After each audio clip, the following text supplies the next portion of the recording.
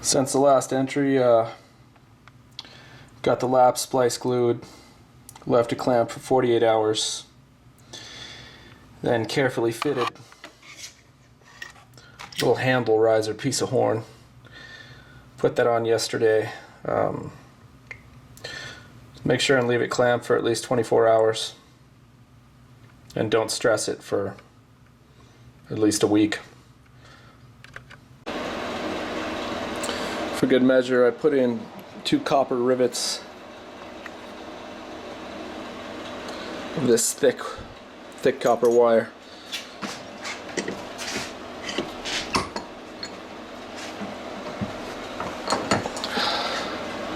Sunk into the thickest part of the splice so there won't be any weak spots. Now I'm fine filing the back and the handle smooth in preparation for the backing. Next, to make tillering easier when the bow is done, because I'm going to be adding the exact same amount of weight of sinew to each limb. So right now I've got every inch of the limb drawn out, and I'm going to be measuring the thickness and the width with a caliper about every ½ inch to make sure they're exactly the same on both sides.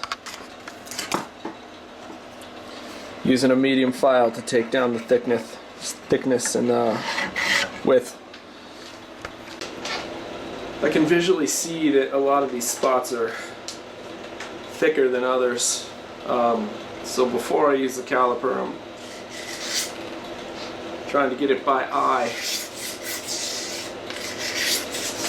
even with a razor blade.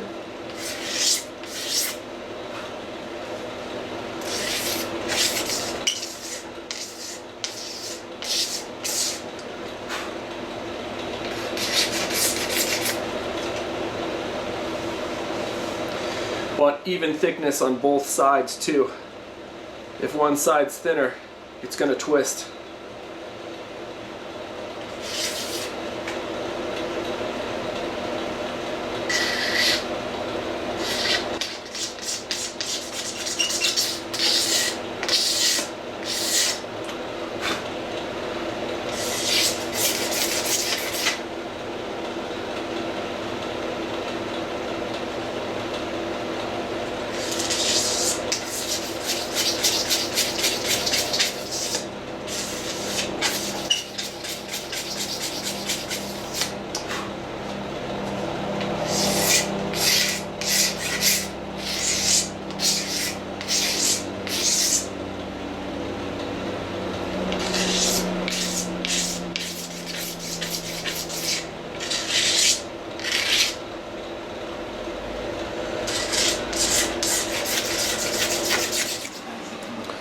For a typical 36-inch bow, you're going to need about at least 3 ounces of shredded sinew.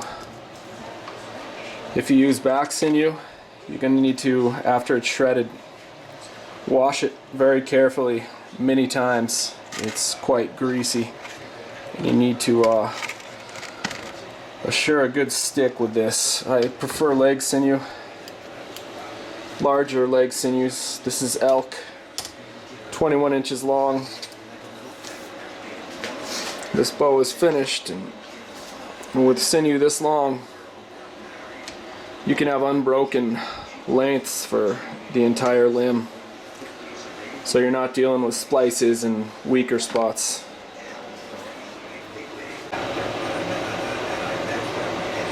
This bow is finished, and I've been shooting it a bit. You can see the ratio of sinew to the horn, roughly, and it's close to 50%.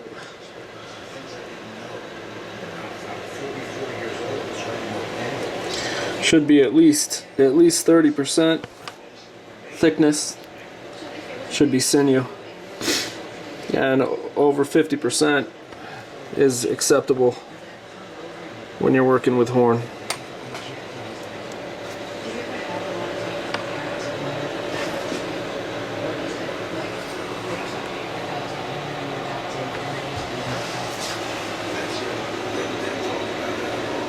This is all from that one tendon. I actually got 36 grams of shredded sinew out of just one tendon.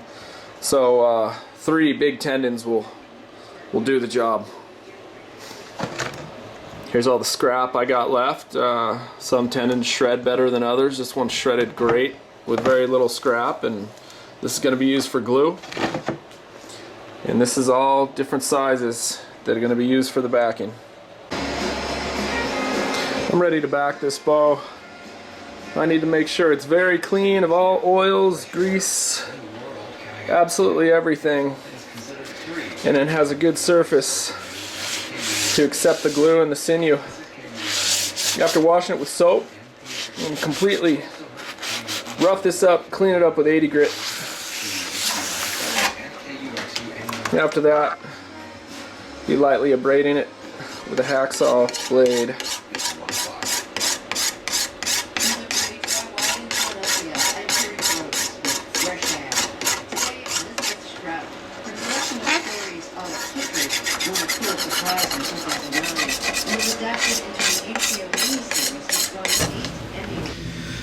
Now make sure not to touch this surface with your fingers. You don't want to get any dust or debris left on there off.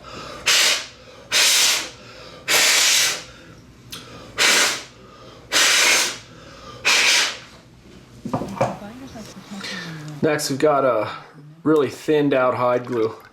It's going to be used for sizing. I'm going to paint on a coat on the back and wait till it dries. You can start the backing after that.